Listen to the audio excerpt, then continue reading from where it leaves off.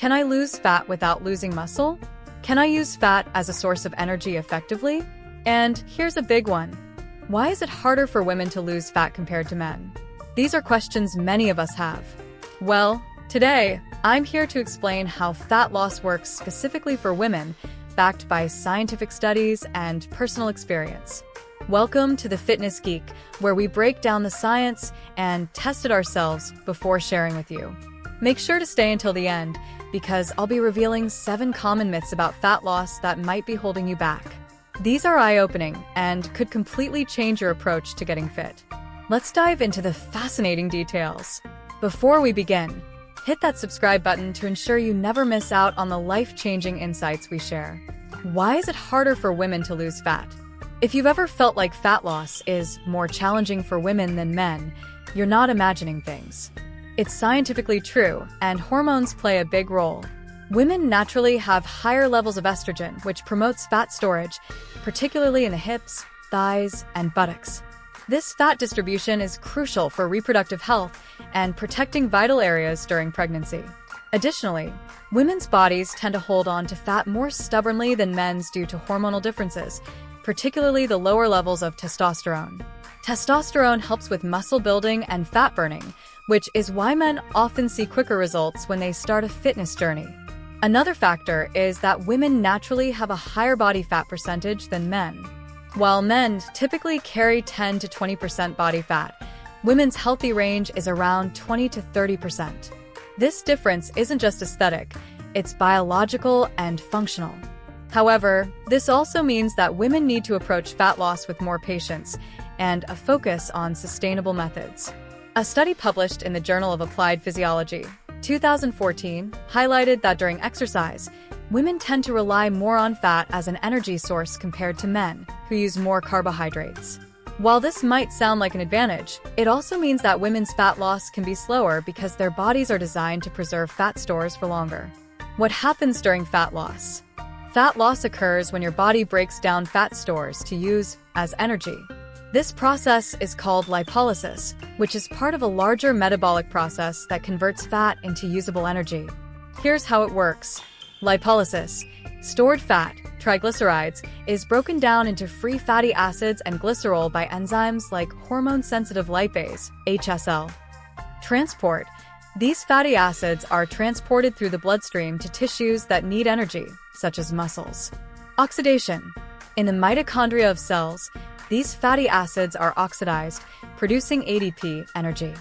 A single molecule of fat can yield over 130 ADP molecules, compared to just 36 ADP from glucose. This makes fat a highly efficient energy source during low to moderate intensity activities. What triggers fat loss? 2 primary conditions promote fat loss. Caloric deficit. When you consume fewer calories than you burn, your body taps into fat stores for energy. Studies, such as the one published in Obesity Reviews, 2015, confirm that sustained caloric deficits are essential for fat loss. Exercise. Physical activity, particularly low to moderate intensity exercise, stimulates fat oxidation. Research in the Journal of Physiology, 2018, shows that during prolonged exercise, the body relies more on fat as a fuel source, especially when glycogen, stored carbs, is depleted. The role of hormones in fat metabolism. Hormones play a significant role in fat loss. Insulin. High insulin levels inhibit lipolysis. This is why maintaining steady blood sugar levels is crucial for fat loss. Catecholamines. These stress hormones, like adrenaline, activate HSL, promoting fat breakdown during exercise or fasting. Testosterone and estrogen. Testosterone enhances fat metabolism and muscle building, giving men a slight advantage in fat loss. Women, however, tend to store fat more efficiently due to estrogen, which supports reproductive health. A study in Nature Medicine, 2017, highlighted how the distribution of fat differs between genders, with men storing more visceral fat around organs and women accumulating subcutaneous fat under the skin, particularly in the hips and thighs. Using fat as energy. The science. Fat is a preferred energy source during aerobic activities like walking, cycling, or jogging. According to a study in Sports Medicine, 2019, Fat contributes up to 70% of the total energy used during low-intensity exercise. However, as intensity increases, the body shifts to carbohydrates as the primary fuel because they are quicker to metabolize. Key factors influencing fat oxidation include exercise intensity. Fat oxidation peaks at 50 to 65% of your VO2 max, moderate intensity. Fasted exercise. Exercising in a fasted state can increase fat utilization temporarily. However, the overall fat loss depends on total calorie balance over time. American Journal of Physiology, 2000. Training adaptation. Endurance training improves your body's ability to oxidize fat, making it a more efficient energy source during prolonged exercise. Can you lose fat without losing muscle?